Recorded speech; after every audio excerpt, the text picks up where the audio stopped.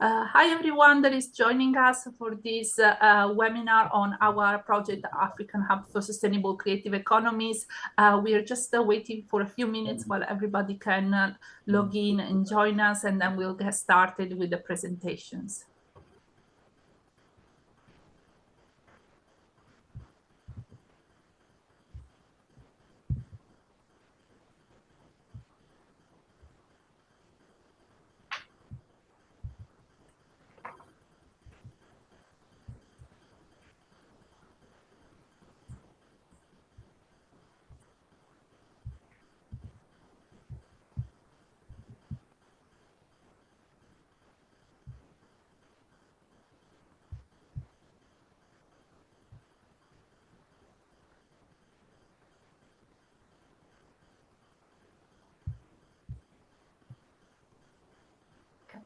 So in the interest of time, I will start the webinar, and obviously any person that joins us a little bit later, there will be a recording of the webinar also available, so you're not missing out on any of the presentations.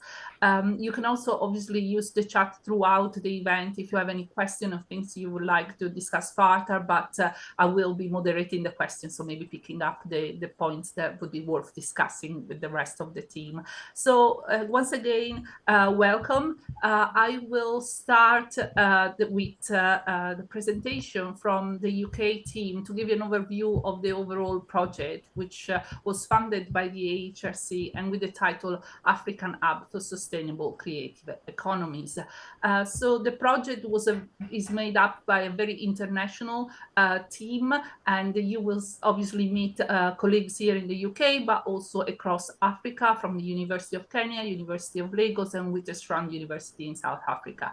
So the point of this meeting is really to discuss and to share with you the findings overall from the project, and we're very much looking forward to obviously getting your question and learning also about getting feedback from you on the overall findings. And the way this webinar is structured is that I and Brian will give you an overview on the project and what's happened in the 15 months through which the project ran. And then each of the team in the different partners location will give you a more insightful reflection on their own activities on the ground and the findings related to that specific hub and country.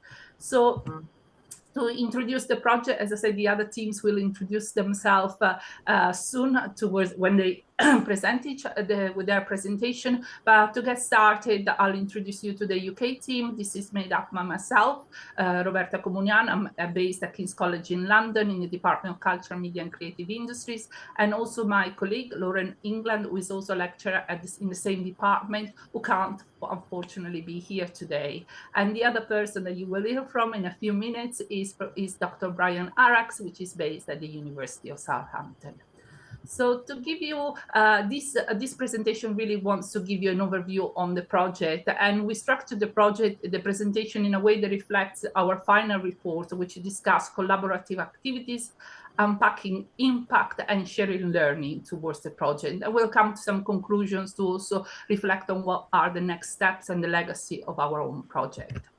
So obviously, I'm assuming most of the audiences in this event are familiar with the term creative economies, but we foregrounded a little bit the conversation on this theme within the project with previous research work that we have undertaken across Africa with another AHSCE grant. And in that project, we came to the conclusion that in the context of Africa, it's really more interesting to talk about the idea of creative economies rather than creative economy, because there is not one single creative economy, but a multiplicity of creative economy, which are having always overlapping and diverging agendas, and also accounts for a range of business model and objective and organization involved in these, which extend beyond the proper economy and goes into much more social economy sort of sphere.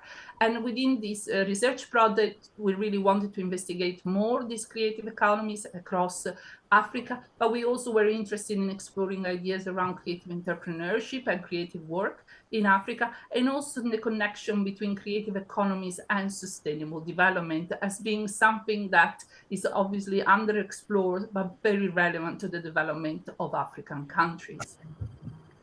We had some amazing partners. So as I said, in the UK, there were a team at the University of Southampton and King's College in London, but we had three amazing partners: University in Africa, University of Witwatersrand, and University of Nairobi in Kenya. And the project main objectives were to support and strengthen the connections between these universities in Africa and their own creative entrepreneurs and local creative economies, to see how some of the activities of this university could contribute to sustainable entrepreneurship across the cities where they're based, but even more broadly, the countries in which they were operating. And finally, and also in a sort of way more important, and we will talk about this in the last few slides, in terms of the legacy, we really wanted to raise the profiles of research on creative economies and creative entrepreneurship in Africa and the role that the university can play in it. I will pass now the ball to Brian, who will cover a little bit more about what we actually did during the project.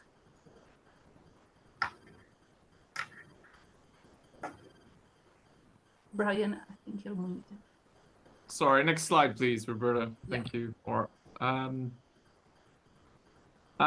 So the main, before I get into a little bit more detail, the main point here is that, as Roberta mentioned, we had 3 different locations. And in the different locations with the different hubs, as you see from the graphic, we are focusing on 3 different sort of creative industries or sectors. So performing arts in Nigeria, mainly fashion in Kenya, and film and digital media in South Africa. And this is really useful because we not only got to drill down and learn more about these specific industries and sectors, but also look at some comparative elements across locations and industries. Next slide. Thank you. So the first thing I'd like to talk about is this thing that we had for the project, which was Creative Imagination Workshop. So how did we bring people together? And as you see here, between May and June 2022, we had a total of 12 online creative imagination workshops across all of the different hubs. And each workshop was hosted by the local hub PI and the UK team, and included a guest speaker and lots of other participants. Just in case you're interested, we had between 15 and 62 participants for each of the events, with a total of 493. We'll call them participations because it's sometimes difficult if people are coming and going and dropping out. And we recorded all these events and shared them.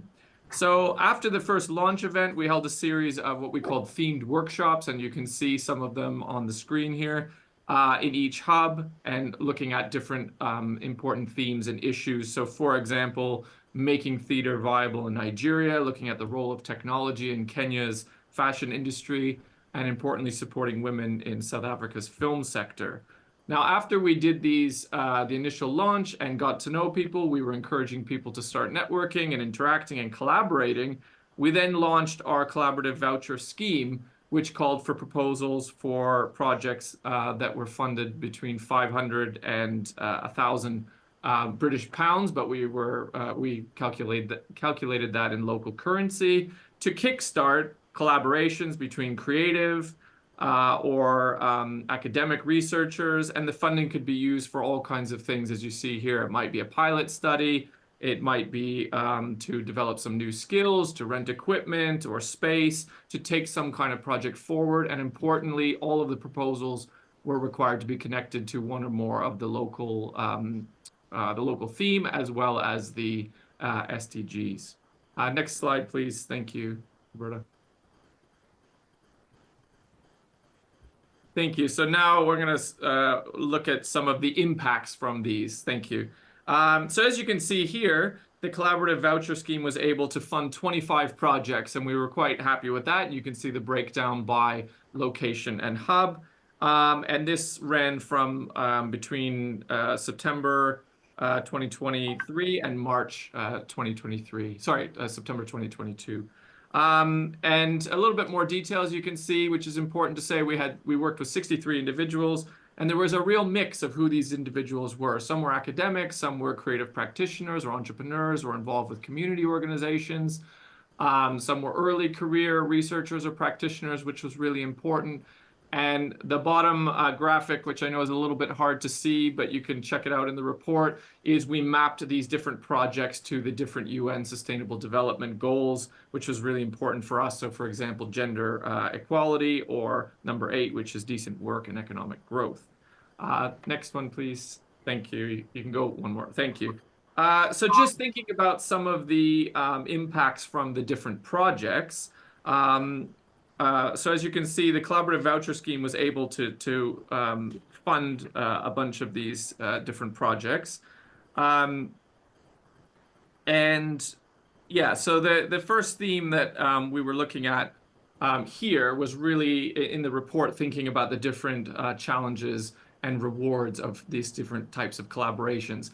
And I can't do it justice in the next few minutes. I think this is a really innovative and helpful thing for the project, and also the report, something that I personally haven't seen in too many reports, where we basically had all or many of the people, everyone on the project, academics, practitioners, people involved in the voucher scheme, people running the different things, actually having space to reflect on how they felt it went, some challenges, some rewards, and it's really interesting to see that, and I encourage you to take a look. But a few things to point out.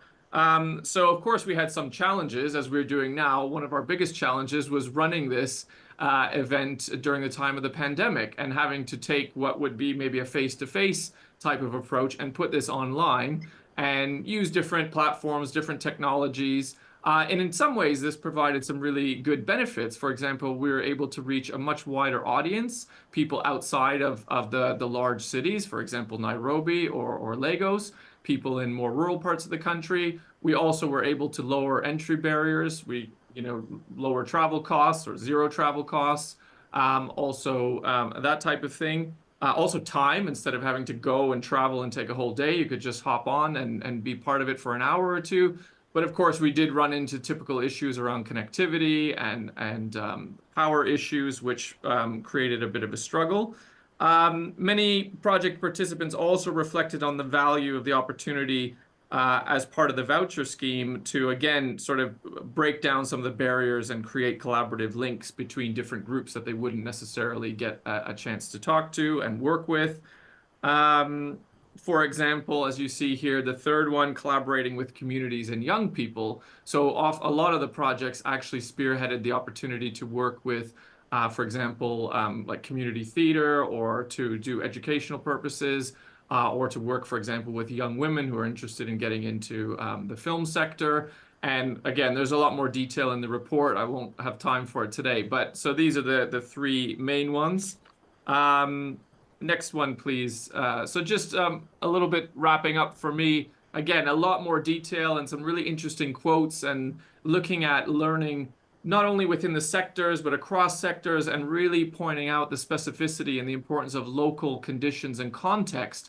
So what's going on in South Africa? What's going on in the film sector? How is this different than maybe an international context, or what some of the literature is telling us? What are the tax schemes in different countries? What are the different supports? How are they working? How might they be improved? So there's lots of detail about specific recommendations, but in the report we decided to pull this together in 4 ways. The first one is not surprising to anyone related to the knowledgeable about the creative economy and creative entrepreneurship, and the idea of finding funding and business support. And on the surface, that seems really, obvious. But again, when we think about different types of mentorship, tax schemes, different types of funding for different types of activities, like renting equipment and things like that, that can be a challenge for workers in these industries. We were able to talk about that. Number 2, enhancing skills and knowledge. Again, there were specific industry skills, like how can I use this camera or this platform, but there were a number of things that were raised. For example, internationalization strategies. How do I take my work beyond my local context? That type of thing. I mentioned tax clinics and things like that, understanding local tax schemes so they can be compliant but also be strategic, and this type of thing. Number 3, we talked a lot about the role of unions and industry organizations. On one hand, to help support and protect workers in specific industries, just using film as an example, and how this might be different. but also thinking about more universal benefits and supports that would be positive for all creative workers. So I think this is an important point. And then finally, thinking about celebrating and supporting creativity. There were lots of local schemes and initiatives. I can't go into all of them, but things like Fashion Fridays in Kenya, or rural film screenings in South Africa to, again, get outside to be more inclusive beyond large cities or creative clusters and that type of thing. So again, it's all in the report. I just try to highlight a few things for you. Thank you. I think, Roberta, I'll ask you to kindly come back and wrap up our talk with some conclusions, please. Yes, in terms of the conclusion of the project, obviously what we wanted to develop was something that wasn't going to finish just with the project. So we used a lot of online opportunities and social media, as well as a lively YouTube channel, to gather some of this knowledge and make it as much as possible available to anybody who has an internet access, obviously. So we really have continued throughout, and even with this webinar beyond the project, to really make sure whatever knowledge we have that is available on creative economies in Africa can be made more accessible, both from academic perspective, but also from the practitioner perspective. So if you add up into our YouTube channel, you'll find that we have continued to gather the knowledge and share it as much as possible. And that very much was the idea of keeping the hub alive by keeping on sharing this knowledge and growing it. And as I reflect back, obviously, on one of the aim of the project was to also have a legacy, not to let this just die as the funding came to a closure, but also to think about how can we create a memento, how can we remind universities in Africa, as well as obviously in the UK and even in Europe, that creative economies are really important. The research on creative economy is vital for supporting the creative economies, but also to highlight how important it is and what kind of not only economic revenues it generates, but also important social and cultural development goals. And so we started talking with ARUA, the African Universities Research Alliance, and also with the Guild, a university network of European university, and they were just starting to think about how to build a platform for collaboration.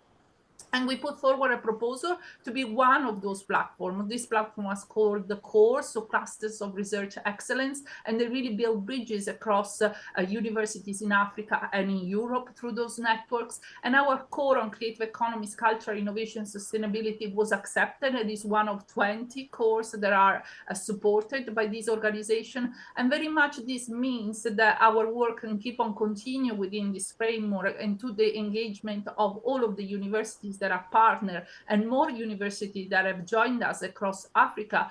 We can actually raise the profile of creative economies, make sure that we can disseminate knowledge, and make sure we can also empower more researchers, so new PhD researchers, new early careers researchers, to take on this subject and to explore further this area of research. So I just really close with just saying that the hub is very much alive through this new African Europe Creative Economies Cluster of Research Excellence. And if you follow our social media or keep up with our YouTube channel, there will be more content that will be shared through the network.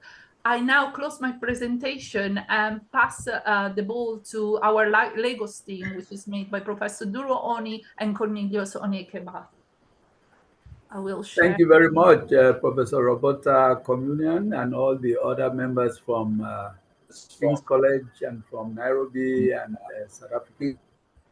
Our presentation is supporting sustainable development in and through theater in Nigeria. The presentation will be made by Dr. Cornelius Onyekaba. The presentation will be made by Dr. Cornelius Onyekaba, and I, Dr. is unable to join us today. There has been some exponential growth of arts and culture in Nigeria. Go on to the next slide. Next one. From Wole Soyinka's Nobel Prize for Literature in 1986 to Chinua Achebe's Things Fall Apart, to the recent winning of Grammys and appearances as main acts at global events like the World Cup, Nigerian arts and culture has indeed become one of the most sought after in today's world. In 2017, Afrobeat songs were raking in 2 billion annual streams on Spotify. The figure, however, grew up at an exponential rate in 2022 to 13.5 billion streams, which is about 550% increase. Next. The Nigerian film industry, also popularly known as Nollywood, has also grown in leaps and bounds. The effect of COVID-19 opened up the Nollywood economy, as many subscription video on demand platforms such as Netflix, Showmax, and Amazon Prime Video are now streaming, in addition to a thriving cinema and cable TV business. The same great strides are also being recorded in so many of the things. So now we have plenty of live theater performances in Lagos. The live theater industry has also come alive in other cities across Nigeria, with the introduction of a vibrant and consistent live theater, with Terra Culture of Bolanle Austin Peters taking the lead in Lagos. Also, the recent construction of new theater facilities across many state capitals in Nigeria. Furthermore, the remodeling of the National Theatre in Igomu, Lagos, for better service. Next slide, please. Live theatre in Lagos, work focused on the Crown Troupe of Africa, Kennesaw Concept, and Roots of David. All of them are graduates of our Department of Creative Arts, University of Lagos, and have provided new apprenticeship models for growing the theater space in urban and semi-urban spaces. Next. The first major thing that we had to do from the Lagos end was employing a creative partnership coordinator. That went through the process, and we had to get King's College involved in this, so in order to ensure that this was done in a transparent manner. And finally, we had the CPC coordinator. Thank you. Next slide. Event launching. The public event of the Lagos Hub effectively commenced on the 10th of May 2022 with the launching of the event with a key address by Professor Sunday Ododo. The event featured 3 breakout rooms, and we had a lot of them. So at this stage now, I'd like to hand you over to Dr. Cornelius Onyekaba, who will now take on the presentation, and then I will come back later to conclude the presentation. Thank you very much.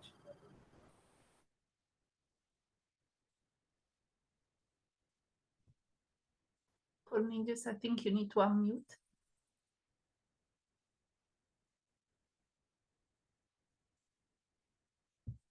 Sorry, you still need to unmute. Okay, perfect.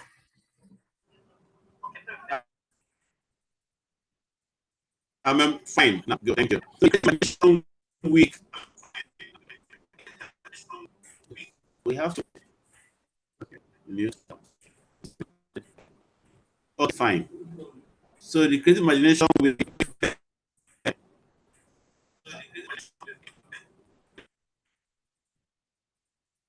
Sorry, Cornelia, it looks like there is some issues with your microphone. I'm not sure if it might be better to use Professor Oni microphone or.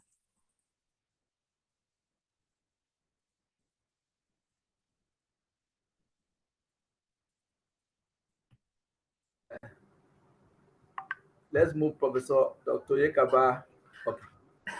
Yeah, it's lucky that you are in the same room. Yes. Okay. Yes.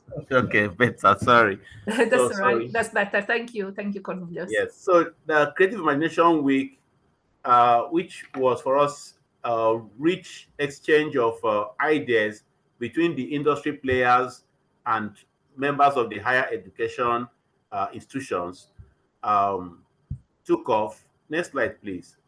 And that was the beginning of the interactions. And of course, for that week, which ran from June 8th, 9th, and 10th, we had some of the finest selection of personalities to serve as the keynote speakers. Of course, Bolanle Austin Peters, that runs the Terra Culture Theater, one of the biggest commercial theater facilities in Nigeria. And then Israel Ebo, who happens to be the national president of theater art practitioners in Nigeria, and then Shegu Adefila, who runs the the Crown Troupe of Africa, which is one of the strongest individually run theater companies in Nigeria. So for that period, each day we had people attending from across Nigeria and our friends all over the world to listen to them as we took on the following titles. Please, the next slide, please. Next slide, please. So, for example, on the 8th, we looked at making theater viable in Nigeria, economic and business prospects by Panellists and Peters. So we looked at the general issues that has to do with the creative economies of the theater in Nigeria. And on the 9th, we looked at sustainability of creative partnership in the performing arts by Mr. Israel Ebo. And on the 10th, theater contribution to social change and development, because the role of theater in social change is very big here in Nigeria. And Shegu Adefila was really a befitting person to speak about that on that day. Next slide, please. So, for the Lagos Hub, we carried out a total of 15 interviews with major stakeholders in Nigeria. It was really tough in terms of getting them, in terms of connection, the internet, the Zoom interviews, and all that. By the end, the breakdown is as simple as this. 5 of these stakeholders were organizations and institutions, while the other 10 were key individual stakeholders in the industry. You know, the stakeholders provided vital information on the state of the theater practice in Nigeria, their experiences and challenges, and collaborations with higher education. Next slide, please. So, for the voucher scheme, which has been discussed and talked about already, for the Lagos Hub, we had over 20 proposals. And at the end of the day, we were able to come down to picking 9 major participants for the voucher scheme through the screening process that had to do with us in Lagos and the King's College team working together and getting this final 9 groups that merited the voucher scheme. Next slide, please. So these are the awardees of the voucher schemes in terms of what the projects they executed. You know, Art for Life, you know, because in Nigeria, we usually talk about art for art's sake and art for life's sake. So Art for Life, meaning art that actually helps to address social issues. Then, of course, we had a very interesting one that took place in Anambra State, awareness of the inheritance of the girl child in Igbo land. You know, how they address a very critical issue that has a lot of challenges in terms of cultural acceptance. The girl child inheritance in Igbo culture, the girl child is not supposed to inherit anything from the parents. But this group boldly faced that issue with their project, and it was well received. Then another one came from northern Nigeria, Feel the Blood Bank.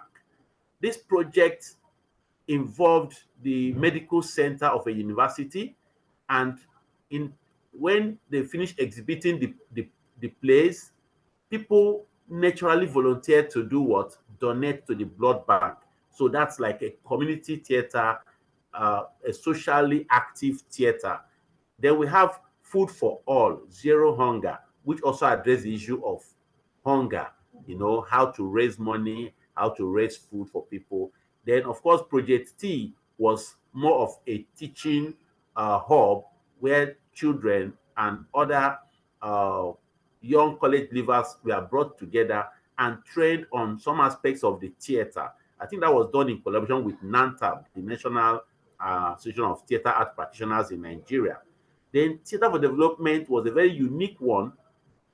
Egbeda is a suburb in Lagos. It's a very backwater community, if I may use that term.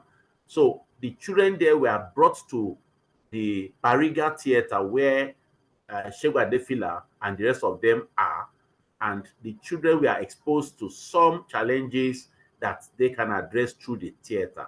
Then the blind minstrel took place in Ibadan.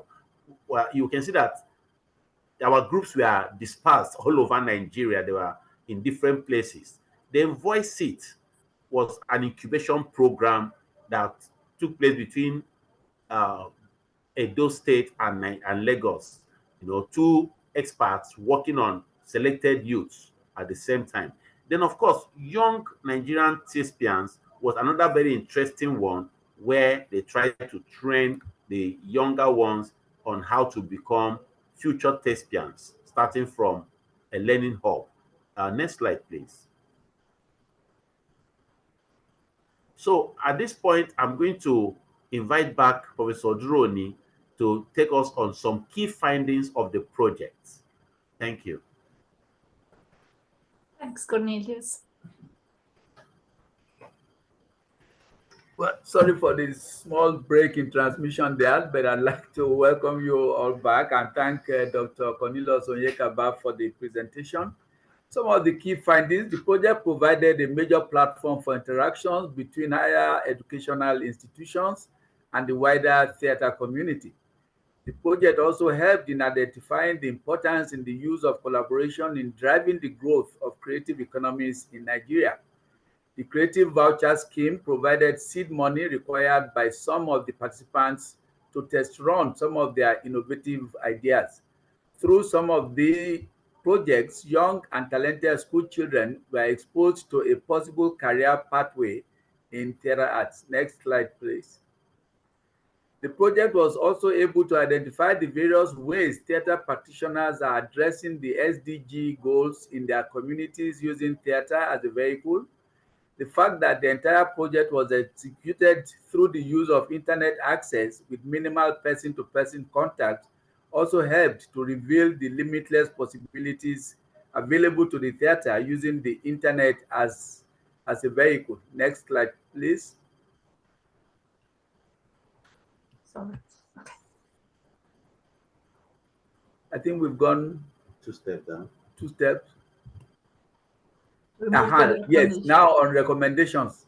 Based on past experiences, we wish to recommend that groups that are working on incubation projects should continue to receive funding and monitoring to enable us keep track of the future career choices and outcomes for some of the young beneficiaries of the training.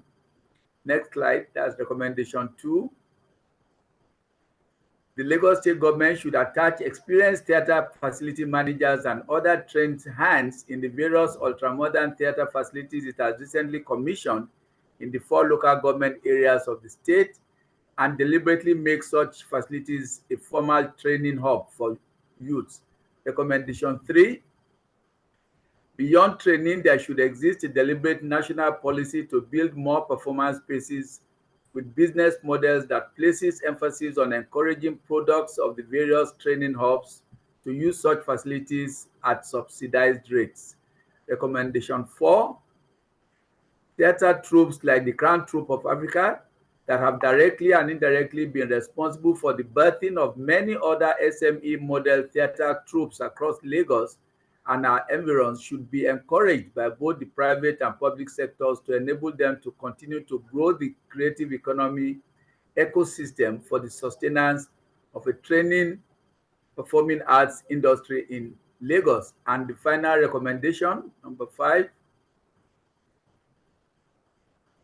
based on the success of this project, it has become pertinent for the University of Lagos and other HIEs in Lagos State to come with curriculum that provides the right synergy for collaboration between HIEs and other industry players, both in terms of the students gaining industry experience while in training and industry players coming for short-term programs to upgrade their academic credentials as well as put up productions. Next. And final, I thank you all for your attention on behalf of Dr. Cornelius Onyekaba, Dr. Folakemi Ogungbe, who is not here, and I. Thank you. Thank you, Professor Oni. If anybody has any immediate question for the Lagos team, you can post it either on the chat or the question and answer session, and I can pass it on. We only have a few minutes, but if anything comes to mind a little bit later, we still have some time for discussion also at the end of the meeting. So if anybody's got immediate question, let me know. Otherwise, maybe we can move to the presentation from the team in Nairobi. So while we wait to see if there is any question, I'll stop sharing and prepare the next presentation. So I can't see any immediate questions, so we can move on to Nairobi now. Oh, sorry, there is one in the question and answer now. Oh, okay, maybe it's a long one. So I'll keep that, thank you, Seun. I'll keep that question for the end, and we'll catch up with that question in a minute. So I'll move on to introduce the team that worked on the project at the University of Nairobi, Ogake Muzomi and Waithira, and they can tell you more about what's happened there. Thank you very much for that introduction, Roberta. As Roberta has mentioned, my name is Mrs. Ogake Muzomi, and I'm going to be presenting about fashion entrepreneurship, knowledge, networks, and higher education in Nairobi, Kenya, alongside Ms. Waithira Kibuchi, who's my colleague. We're both attached to University of Nairobi, Department of Art and Design. Next slide, please. So just a small background about the Kenyan fashion industry. At the moment, what we have is an industry which is made up of people practicing in different facets. We have designers, retailers, mass manufacturers, bloggers, stylists, among others. The Kenyan fashion industry, sorry, I have a bit of a flu. The Kenyan fashion industry contributes to 0.6% of the Kenyan GDP. It also makes up 6% of the manufacturing sector and contributes to 7% of export earnings. Most of the entrepreneurs in Kenya are operating in small companies which consist of 1 to 6 employees. That makes up about 94% of the companies in Kenya. And then we have large and medium-sized companies which make up another 1.4 and 1.5% of the Kenyan industry. Next slide, please. We also find that most of the innovation in Kenya is being championed by small enterprises and small companies, and about 90% of Kenya's labor force is made up of entrepreneurs. Unfortunately, despite this, almost 50% of the companies which are open, the SMEs and MSMEs, close within the first year of operation because of poor entrepreneurship culture within the country. But we have Vision 2030, which states that Kenya aims to be a newly industrialized middle-income country, which means that we need to push the agenda of entrepreneurship. Next slide, please. There are 4 main gaps that we've found within the Kenyan industry. Number 1 is that there's a low skill level within the fashion and textile industry. Number 2 is that there's limited access to modern technology. So most people are operating with quite outdated technology. And then we also find that there's a very informal entrepreneurship culture, what we call jua kali, which limits the capacity of people to scale their businesses. And then lastly, there's very low participation in international forums, which means that a lot of people are not really aware of what's happening on an international scale or the progress that the fashion and textile industry is making across the world. Next slide, please. So we have higher education institutions in Kenya which train young people or even older people in the fashion and textile industry. So courses are offered within universities, private mid-level colleges, and also TVETs. Most of the courses that are available focus on textile engineering, fashion design, and garment making. And the focus is to try and create not only employees, but also people who can go on into industry to create their own businesses. Next slide. So looking at the role of the fashion HEIs, number 1, there's the role of knowledge creation, sharing, and collaboration. Universities are seen as custodians of knowledge and repositories of knowledge for students and trainers. So their mandate is to co-create knowledge with stakeholders. So stakeholders come together to share knowledge and drive innovation. So for example, we have what we call the Innovation Week in University of Nairobi, whereby innovations and startups, incubators, and mentorship come together to strengthen partnership and work with industry, government, and funders, etc. HEIs also have the role of convening and being network builders. We find that micro and small-sized sustainable fashion businesses rely on formal and informal networks to access a wide range of support and services. Therefore, universities can leverage on their far-reaching contacts within academia and industry to provide a platform for networking. Thirdly, we have universities being incubation and lab spaces, being seen as incubation and lab spaces. Because of their reputation, they have an ability to create links with industry, but also there's the fact that they already have existing spaces and relevant infrastructure for training, whereby practitioners come on board with practical knowledge and industry experience. We also have HEIs being sites for instilling professionalism by providing short specialized skills to upskill those within the creative economy, which calls for basically flexibility in the modes of training. So not only sticking to degree courses, but then expanding that into structures which can help entrepreneurs to upskill. Aside from that, we also have one of the biggest roles of HEIs being research, so they can be able to define the creative economy, because right now what we find in Kenya is that there's a lack of data on the size and scope of the industry, despite the fact that there's a large number of women and youth who are employed in the sector. There's also the role of sustainability. So HEIs can broaden their influence beyond just teaching people how they can develop, produce, and market science, but on top of that, they can also teach people to think about their impact on the society and their impact on the environment. Lastly, we have the role of HEIs in training people for employability. So we also want to make sure that we instill an entrepreneurial spirit, but then also we train people through work placements, through attachments, to participate in the economy that they are going to be working in. I'd like to hand over to my colleague, Waithera Kibuchi, for the next slide. Thank you, Ogake. I hope you can hear me. Yes. I will give a brief overview of the projects that were funded and discuss the key findings. So seeing as my colleagues discussed the methodology earlier, I will only mention that the creative imagination workshops in Nairobi were centered on 3 themes. The first was fashion, cultural heritage, and identity, which was followed by fashion, entrepreneurship, and innovation, and finally, fashion, technology, and digital media. A total of 8 projects were funded in Nairobi. I will now give a brief summary of the projects that were funded.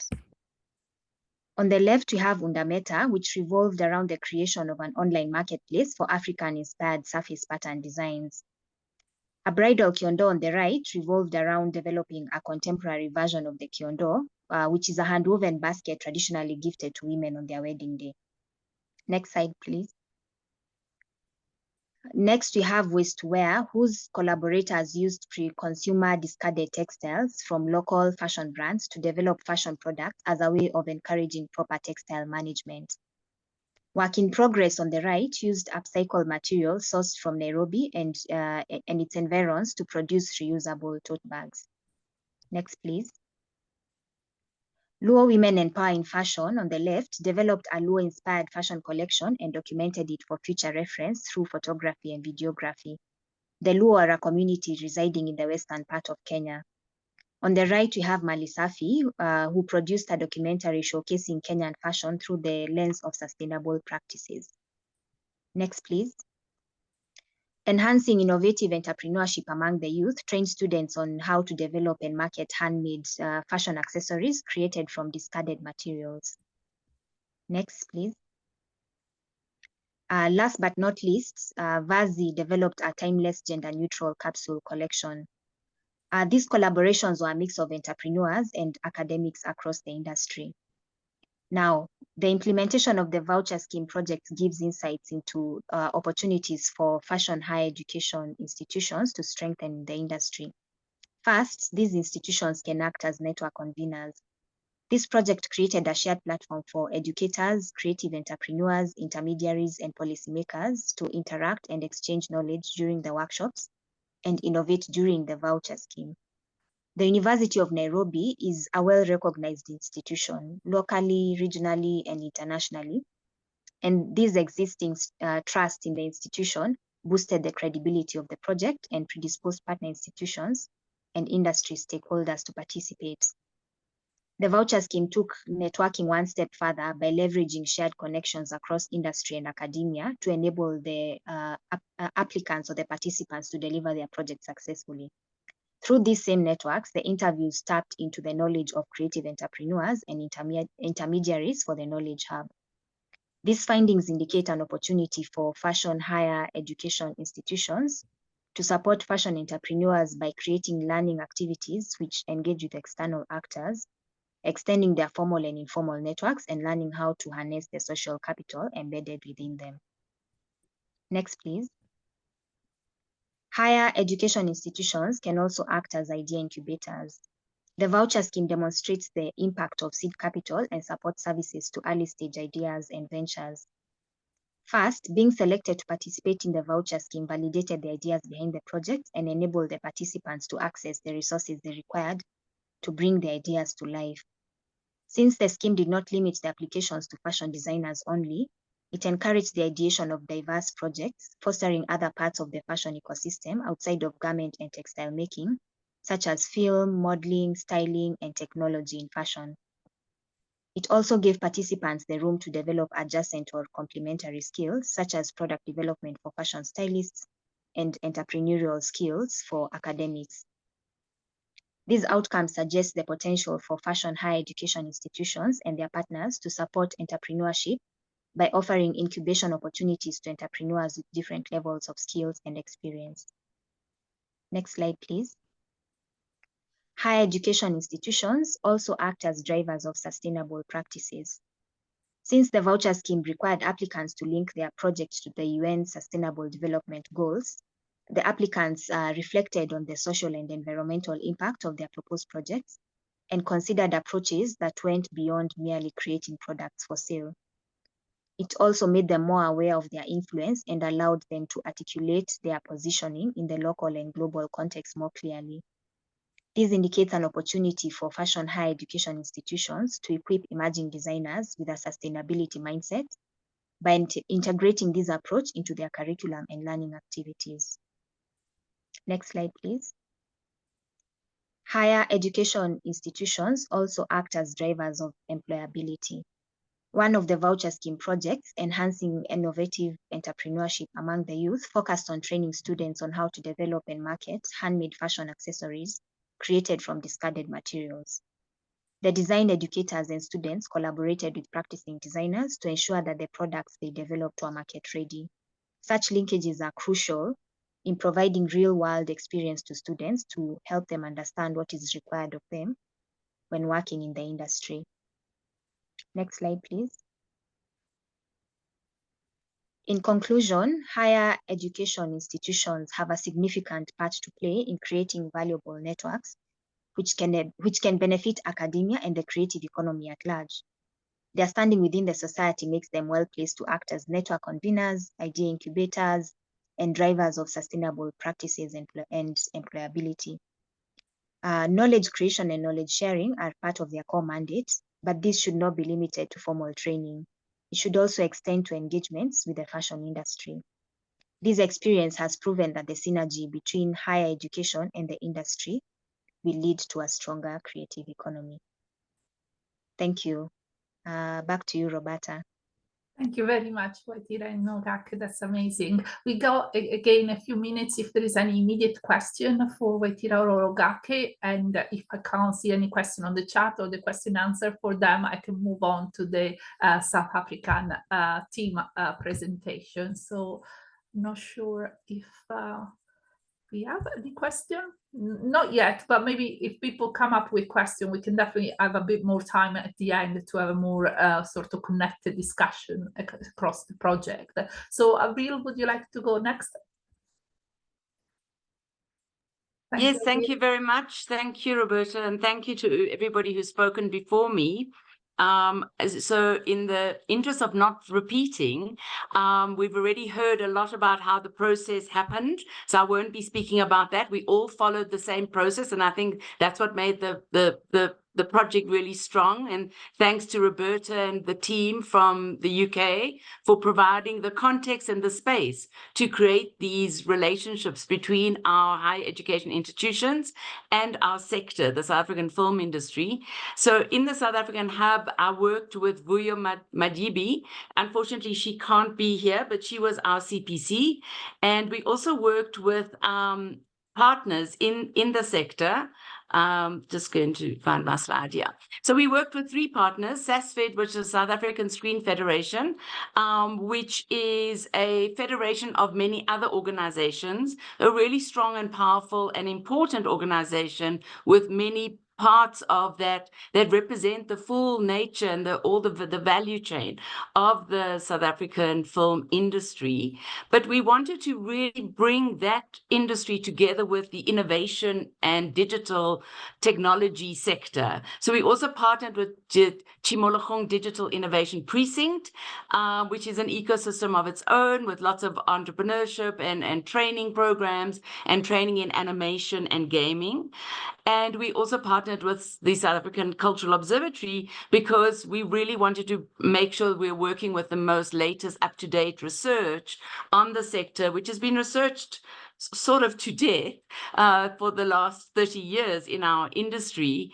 And what was new about our work was not researching the industry so much as looking at where are the possible gaps. And we used the master plan for the culture and creative industries that was produced for the South African government to help identify some of the areas that were identified by the sector themselves as key gaps. One was the role of women in positions of authority, of ownership, also and climbing through the ladder of the film industry, the incredible digital divide that was still in place in our country, as well as the need to find pathways, career pathways for the youth that were not necessarily through the higher education institution, but how higher education institutions could facilitate and support the career trajectories of young emerging entrepreneurs coming through. So those became our key areas of projects that we then supported in the voucher scheme. So we had a really strong project on developing curriculum for film and animation and innovation for youth, which I will speak about, and also digital skills, bringing bridging the digital divide. But we also really wanted to look at how South African movies are not really known or seen by a large percentage of our population, that we are dominated primarily by Hollywood, but also by Nollywood, to be honest, and that South African products aren't getting the hearing that they need to. So we really wanted to look at alternative screening possibilities to showcase South African movies and also from the rest of Africa, and encourage and develop an appreciation for South African filmmaking. So we looked at film screenings both in peri-urban areas like in Soweto and in rural communities. And then we also wanted to really understand how we can support women in developing their own career paths and occupational status in the sector. So quite a lot of other projects that we did. So I'm going to only look at 3 set parts of the voucher scheme because there's so much going on. But as you've already been told, there's a lot of wonderful YouTubes to watch, independent videos with some of our participants, and also the report. So starting with the Kliptown Beehive digital film curriculum, this is developed with our partner department. We, the Cultural Policy and Management Department in the School of Arts, we also have a film and TV department. And Maka Jansen van Vieren is from that department. And he put in, with his colleagues, Neo Munyamane, a filmmaker, and Prince Massingham, a screenplay writer, a wonderful project to bridge the gap between traditional education and the dynamic needs of the film industry, to align educational offerings, to ensure that filmmakers that don't have qualification and have no access to university can actually receive the comprehensive kinds of training that they need to become successful as young filmmakers in the sector. And their method is very much a collaborative model, using the theoretical knowledge that they've developed at university, but combining that with very practical skills in the sector. And they developed animation products. These are some of the animations that they developed. And I'm going to show a new movie that they've recently released. I'm going to jump around in the movie a little bit, so because it's too long, just in the interest of time. But the full video is available on the slide there, if you'd like to watch the whole video. So this is the animation that they developed using clay and all sorts of different products.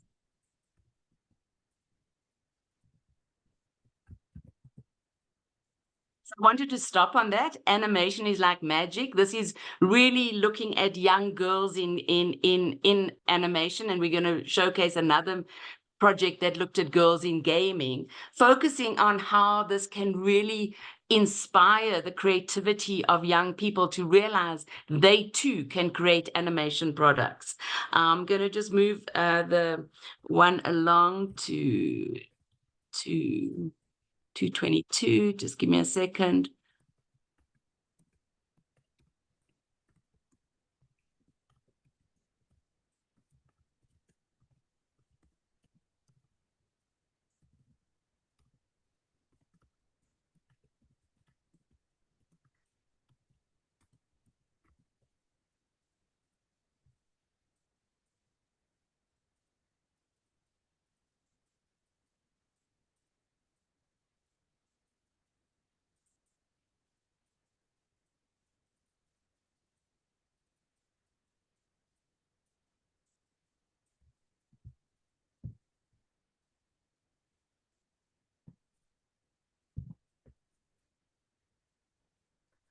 Ariel, just to say, we don't have any audio from the video. Is that? Oh no, that's terrible. Sorry, I did not know that. Sorry. I'm moving along then to the next slide.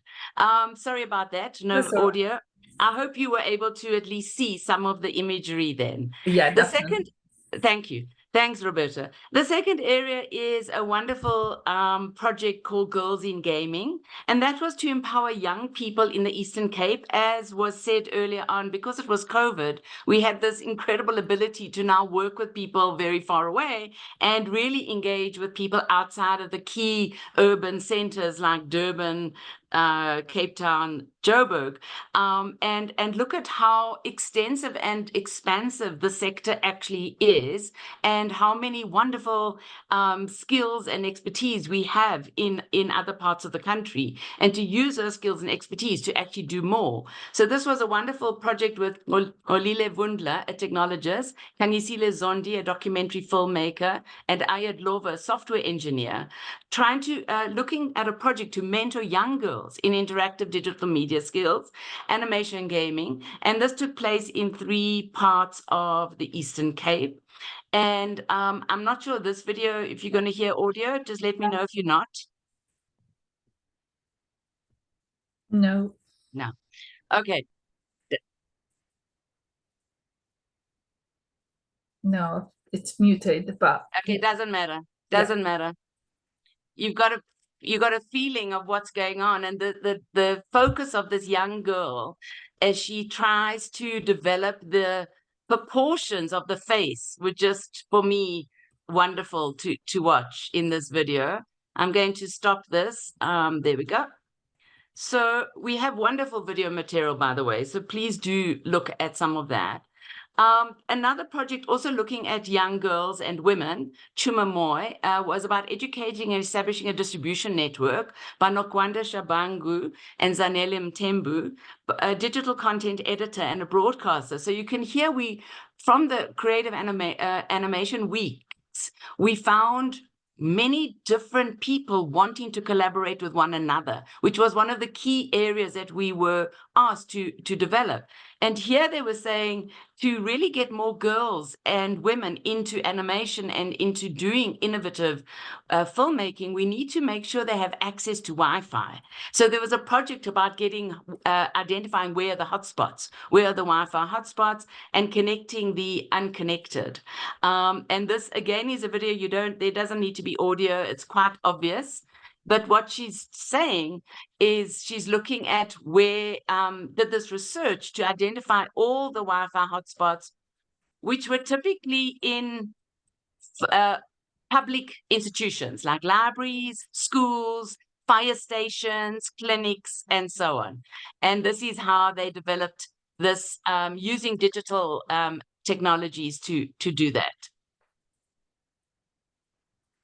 Okay, and then we moved to the third area of our projects, which was alternative screenings, to really encourage an appreciation of South African movie making, but also for people to feel they too can enter into the sector and become filmmakers, storytellers, writers, producers, directors.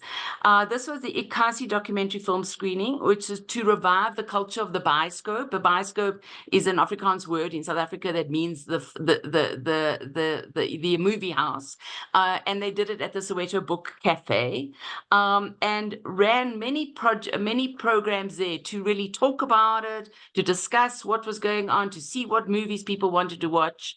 And alongside that, we also had another project which was focused on rural art screenings, which is really to create alternative screening platforms in rural communities again in the Eastern Cape. This was with Sivuyiswe Giba, a documentary filmmaker and an entrepreneur, and Kanisile Zondi, a filmmaker and PR specialist. And they ran some wonderful projects around that, which we've also listed and spoken about in the project that Brian was talking about, the report on the project. I'm not going to speak about this, but I'm not going to show it, but I'm going to just speak about it and say this was an attempt to start with where people are at. What is a cultural expression you bring to this discussion, and how to engage with that heritage, that rich heritage, the wonderful talent that people have, to transform it into potential careers in the film and digital space.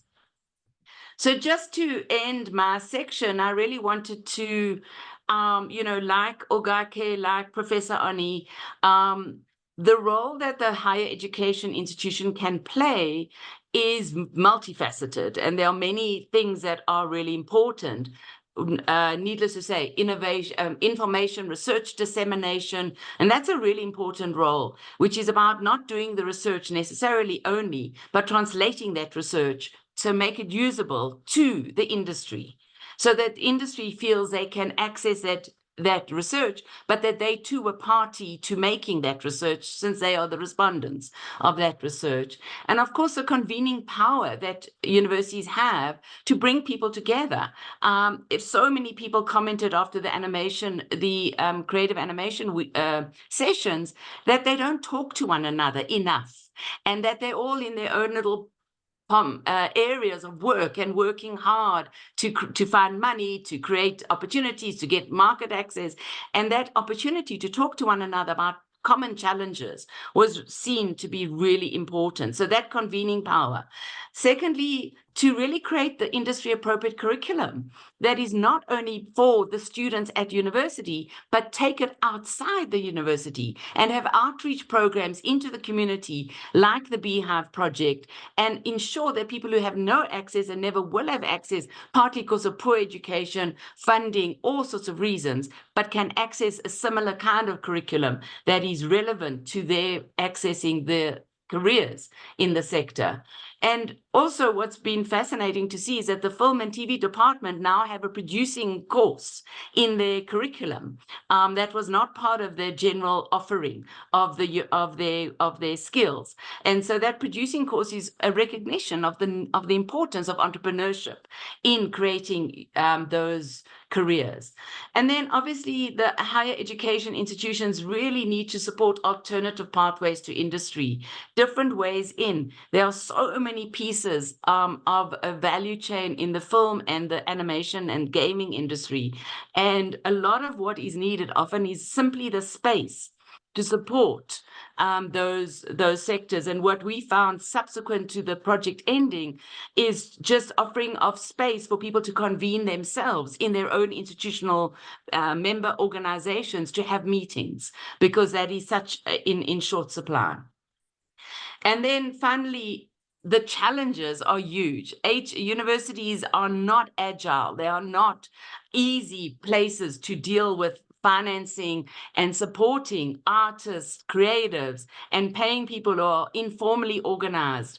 So really paying attention to the informality of our sectors and needing to attach decent work criteria to how we work with our organizations and support them to ensure that decent work practices are happening, including ways of social dialoguing in their spaces. So really, we found that the university was tough to work in getting that done, and we had to make workarounds all the time, such as ways to pay people using student methods that were available to student body and making those available to our artists, to our respondents, our participants in the voucher scheme. So I really want to just acknowledge our voucher scheme participants, because it's their work that we are representing here, and to acknowledge the role of the convening power of King's College in making this project happen.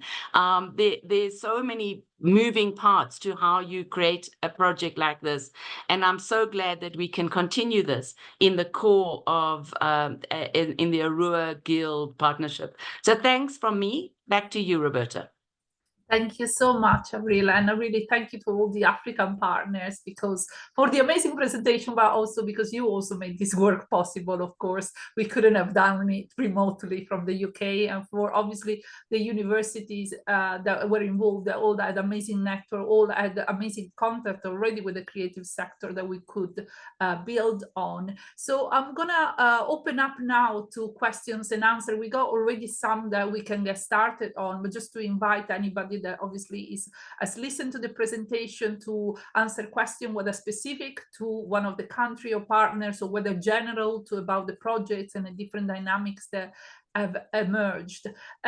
So I'm gonna, open up with a question from Seun, which was very specific to Nigeria in terms of the mobility of artists and the challenges of the mobility of artists there. And Professor Oni replied to him already in writing. But I think it's quite a nice big question that doesn't really concern just Nigeria, and really is more about really this opportunity of many African creatives to work within that country, which sometimes are very big countries, but also to then think about their work internationally, potentially globally.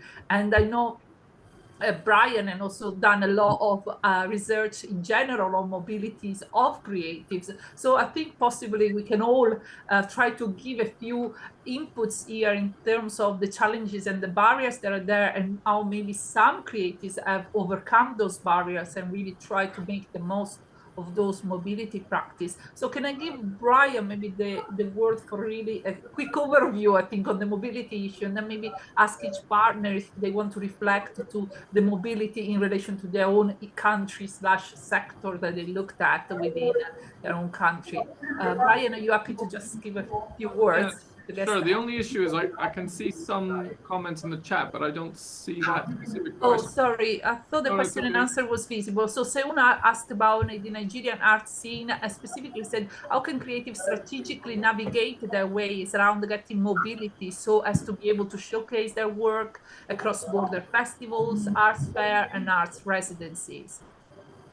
Yeah, it's a great question, and as you say, Roberta, and others have mentioned, this is an issue where it's quite universal across different locations, different sectors, really around the world, where creatives want to create a sustainable income and business for themselves. So they need local customers, but increasingly they need international and global customers as well.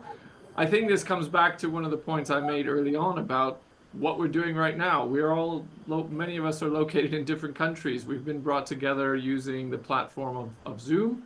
And in the last couple of years, the use of social media and online platforms for interaction, but certainly marketing and importantly selling, is something that is just part of our daily lives in a way that it wasn't 5 or 10 years ago. So I think that the short answer to that is two things. One, the technology allows people, and we see lots of evidence of this from this project and specific examples in this project, which we can share and is certainly discussed in the report, for how people can engage local audiences and local markets and customer bases, but also promote and sell whatever their product is more broadly. Now, importantly, it's important to say the products are different. If we're talking about a film, which can be downloaded and streamed and viewed, outside of language, perhaps, this can be distributed widely. Visual artists, for example, talked a lot during COVID about this idea that if somebody in New York or another part of the world was interested in buying their products, it was fairly easy to ship it to them, a physical piece of art, a painting, some ceramic item. Performing arts, though, for example, another type of creative output, is difficult beyond the local live performance. During COVID, people did record and do more digital versions, but obviously this is difficult, recording and turning it into other things. So the nature of the product, is it a song, is it a film, is it a live performance, is it something like that, is a little bit difficult. So technology makes it possible. The only other thing I would quickly say, and again, this comes up in the report, is just because the technology allows this to be possible, a lot of the creatives in our interviews, for example, said that they didn't know how to go about this in a sort of business strategy. So how do you handle the marketing? How do you handle the shipping? How do you handle the actual engagement, setting up these, Instagram and social media and website profiles? One, it's not obvious how to do this, although lots of young people, especially, and people with certain training can do this. But two, a challenge that is raised is that even if they know how to do it, it takes up a lot of time to maintain these different channels. And then there's this sort of tension between producing creative outputs and trying to market and sell. And this is an ongoing discussion. So on one hand, it sounds really easy, just go online and connect with global audiences, but there's a lot of work that goes behind this. If there's time, we could talk about intermediaries and people that help to bridge these gaps and provide specialized skills and platforms and bring audiences and producers together.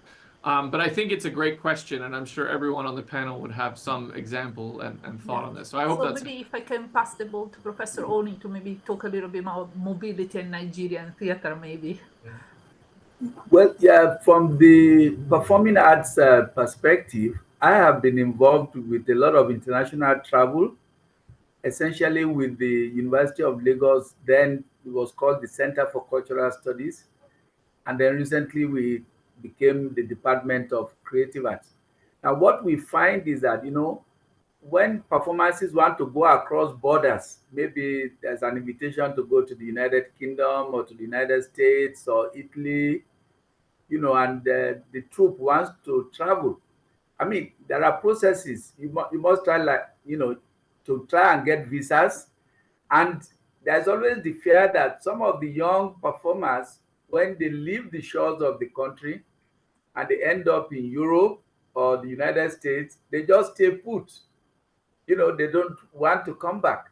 So my advice, which I put in the chat, is that the troupe that's involved in a performance tour must have built up some credibility for themselves. I mean, anytime you go to get a visa, even for an individual, they're able to, run on your profile. They want to know who you are. What have you done before? So if there's a troupe that just got formed last year, and then they say they have an invitation to go to the United States, and then you search for information on the troupe, there's no information available, there is no credibility, then it becomes difficult for the embassy people to even issue visas. So the thing is usually to build up.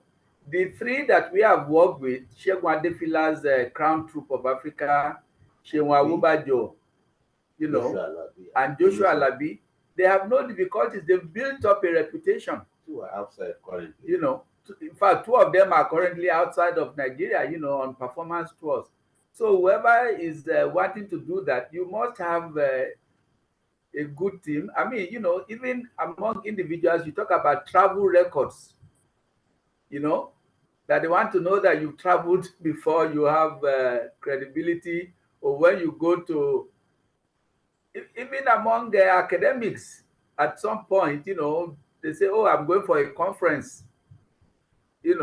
in the United States, and then after the conference, you don't find the person. Of course, those are like junior academics and stuff like that, and then they decide that they want to make a career where they are. So that's my, I don't know if Dr. Yekaba would like to contribute to this. Yeah, I don't know, Ogaki, do you want to go next? I think obviously or Waitira, some of the projects that you were involved with included a lot of mobility, and I thought there was some interesting reflection in Kenya also in the mobility or between the rural and the urban, which is another issue of mobility and access of resources, of course. I think the only thing I can add in terms of mobility right now is there are a lot of grants and funds which are centered around mobility. We have the British Council, East Africa Arts, we have Hever Fund, we have GTZ, among others. So there is a possibility of mobility, and but unfortunately, you find that a lot of this information is available to people within the urban areas, not so much within the rural areas. Yeah, that's pretty much what I'd like to add. I don't know if Waithera has anything else. Just to mention on what Roberta said about rural and urban mobilities, they say that it doesn't matter what you know, it matters who you know, and this is very true in the fashion industry. So a lot of times to gain access to a certain space has to do with knowing someone who can introduce you into that space or make that connection. And so I think a way to do this, especially when you're starting out, would be to leverage professional groups or communities where you can go in and as part of that group find someone who can introduce you or help you gain access to the area or the topic or the subject that you're interested in. Thank you, Waithera. Avril, do you want to maybe reflect on that in relation to South Africa?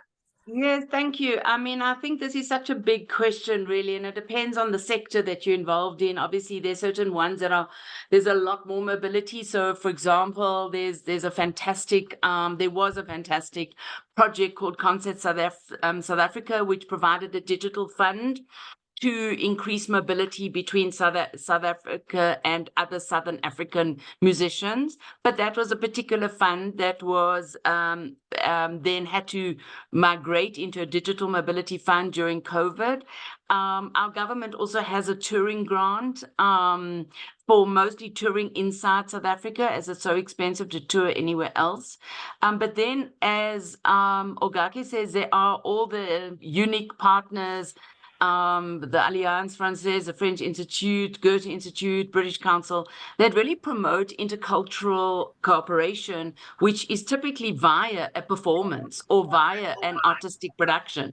So then it's important to think about in what way can your product be, whether it's a theatre product or a music product or a film product or whatever product it is, in what way can it have legs outside of your own country? And to really find partners that would want to showcase that work or even co-create that work with people from other countries. And then in that way, it has more legs. But yes, it's really problematic. Visas are impossible. As much as, the UNESCO 2005 convention talks about artist mobility, it's still something that we find people coming from the global south just have very little access. And artists in particular have even less access because they cannot show 3-month bank statements. They cannot show all the things that the visa embassy is asking for. And most embassies are not adopting the letter of the law of the UNESCO convention to make it easier for artists and cultural professionals to travel, let alone academics in this space. So yeah, there's a lot more work that has to happen, and it's got to be almost like an activist program of artists in a country insisting to countries that are very much scrutinizing and not allowing access to showcasing work, to touring opportunities. Even when those opportunities come, doesn't mean you're going to go because somebody could stand in your way. So even if you had the funds, so it's not always the funds that is stopping. So yeah, it's not a pretty picture, basically. Thank you, Avril. Yeah, there's definitely a lot of work to do to improve those conditions. I know, Avril, you answered already another question which was specific to film and media. There was a question which was connected to fashion, but I think it actually is a question that all of us can address in terms of the different apps and the different application of this. So the question was in relation to fashion: how do innovators in Kenya fashion industry protect their novelty design in terms of copyright? So obviously I will ask Joanna and Watira to address that, but I really feel like copyright was one of those issues that again was shared, and there were few projects within each of the apps that try to deal with it or try to discuss it or address some of the challenges that each of the different creative sectors have to deal with in relation to copyright. So maybe Joanna, Watira, if you want to get started, but then we can see if there is any other reflection from elsewhere. Thank you, Roberta. What I can say about this is a lot of entrepreneurs, or a lot of fashion entrepreneurs are running their businesses informally, which means they don't even have that knowledge.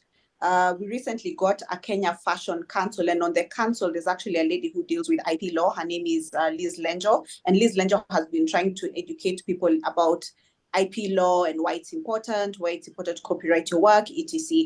But there's still not a lot of information out there, so a lot of people are not protecting their work. But the other thing I'd also say is that with fashion, it's really tricky to copyright your work, because unless you're coming up with a completely new process, a lot of the products which are coming out are based on other products. There's a lot of like copying or a lot of borrowing information, so it becomes very tricky to copyright that work. The other thing I'd say is that there's also a copyright board of Kenya whose mandate it is to make sure that work is protected.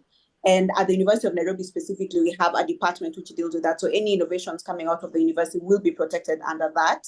And they've tried to make the process really easy, really quick. So there is work towards it. But what I'd really say is that information is power. And what Waithera had said about knowing someone who knows someone, lots of people don't know someone. So there's still a lot that can be done in terms of copyrighting fashion products. Waithera? Thank you, Joanna. Avril, did you want to comment on that? I just wanted to underscore the fact that that is a role that we have to play as higher education institutions to ensure that there's a dissemination of knowledge about how you protect your copyright and what are all the other intellectual property rights that you could be using to protect your work, such as, GIS symbols, trademarks, patents, and so on, because the sector is so diverse. All our sectors are so diverse. There could be geographic indications that are more useful than a copyright protection. And I think part of the work that we've been doing in the Cultural Policy and Management Program is saying, well, we have so many different sectors represented in our class. It's not always easy to do a copyright discussion, because music copyright is completely different to film copyright, as it would be, I'm sure, Ogake, to fashion copyright, which is an area we don't even look at. So it seems to me that even in our educational institutions in Nigeria and Lagos, in Kenya and in South Africa, we need to be, if we can't do it ourselves, in bringing in this experts from the sector to run some master classes for our students, to start encouraging it into the curriculum, and to ensure that people who are teaching law degrees and so on are teaching about the creative sector, because they often miss that. Because the creative economy, as much as we talk about it as if we all know what we mean, the rest of the world out there doesn't always know what we mean. So in other words, we as departments in a university could be helping inform our colleagues in other parts of our university about how important it is to think about entrepreneurship in a business management course, in the culture and creative sector, or the legal issues around contracts, around copyright, around IP protection in law departments. So yeah, I think there's still so much more synergies that we need to create in the higher education institutions. Yeah, I agree, Avril, and obviously also it highlights that it is important to doing this interdisciplinary work within, creative economy. So again, to really think about what each subject can bring to the understanding and the improvement and the growth of the sector. Yeah, Professor Oni, do you have any comments in relation to the theatre sector in Lagos and IP? Yeah. Well, in the theatre, usually the productions are published plays, and when they are published, there are copyright laws that guide those. But when the productions are to be staged by maybe school children, university students, they are usually exempted But if it goes to professional theater, then the copyright owner's approval must be obtained before the production is put up. And of course, if there is going to be some payment, that payment is also made. But that, for most university productions, they are seen as, educational. And so the playwrights are even sometimes just happy that the plays are being produced and staged by university students, so they become more popular, and then some publication may even arise from it, talking about the approach that was taken, in terms of the aesthetic development of the production and stuff like that. But we've had a couple of, there was one playwright once, and, he's even late, and the wife said, "Oh, I understand you staged my late husband's play." I said, "Yes, your late husband was our friend." And all that. I said, "No, you have to pay for staging the play." I would say, "Okay, how much do you want to get paid?" And of course, we were able to settle it amicably, but we were not even sure if the wife owned the copyright to the work or anything, but, at least we were able to have an amicable settlement. But, it's always good to do things properly, ensure that if it's a published play, that what are the copyright laws, what constitutes an infringement, and all of that. Thank you. Thanks, And Professor. there are other dimensions. One house. Hello? Yes. Okay, so there are other dimensions, like if you want to adapt a novel, or you want to do a musical from the works of a living artist or even a late artist, there are copyright issues. Like I write musicals like about Fela, about some other artists. So there are times you need to get across to their families to get some kind of permission. And if you don't want those permissions, then you need to really understand how copyright rules work, so that in writing the play, it will be like a public performance, like a DJ playing the music, in that production. And so you escape any rules that may trap you in. But it's a very intricate path to navigate. So it's always better to know, especially what are the rules before you get into it. So like Prof have said, if you stage a successful production on campus, no matter how much you make from it as a student production, nobody gets to bother you. But then don't just in the euphoria of that success, take the same production outside the campus. The copyright owner will come after you. So that's as simple as that.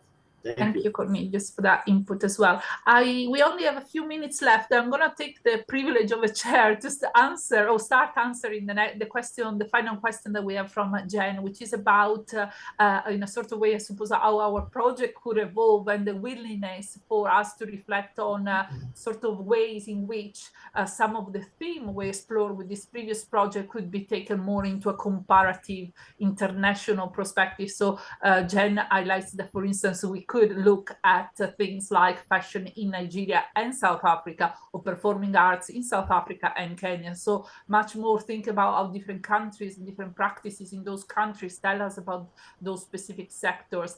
And just to say, obviously, the great news that this project can continue to the core and the ARUA, the Guild collaboration, means that hopefully we can get to address some of these. Obviously, we'll always be depending on funding, but I think one of the agenda, obviously, of the core will be very much to support and embed PhD students that do this kind of research and have possibility of mobility, so that they can actually, let's say, start a PhD in South Africa, but end up doing research in Nairobi, and then have that comparative opportunity to really explore a sector in different African countries in different ways. So I think, obviously, if anybody wants to add anything on that, please let me know. But I think it's very much the hope that this is the direction in which we travel, and in which we empower more research to take place from this initial step that we took with the African Hub for Sustainable Creative Economies. If anybody wants to have a last word before we thank our audience. No? That's great. So just a final thank you, obviously, to all our lovely panel, and to So International joining us from very different corners of Africa and sharing this amazing work and all this research. Obviously, the final report is online, it's free to download, and much more details about all the project, all our learning is shared within that report. So feel free, obviously, to download it and read in more details. Use our social media, but also our email addresses if you want to get in touch, if you have specific questions, project, or other ways in which you would like to engage with the future core. And just a really big thank you for listening to us and asking questions. Thank you. Thank you. Thanks. Take care. Also, yeah, thank you. Thank you. Thanks, Take care. everyone. Sorry, Professor Ribio, yes, we answered the question in terms of maybe see if you can try to get in touch with us. We would definitely be happy to involve other universities across Africa in the course. So it's just maybe not a question for this specific event, but definitely get in touch with us and we can have other conversations about that. Thank you again, everyone. Bye.